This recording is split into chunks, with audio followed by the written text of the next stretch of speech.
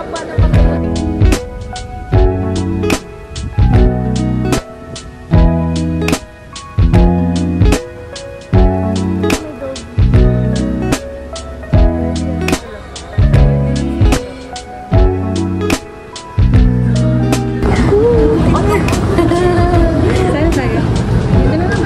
Ay, taray, may paganyan. And may you bless us the food that we are about to eat. Bless us, O Lord, this day gift which we are about to receive in thy body in Christ and our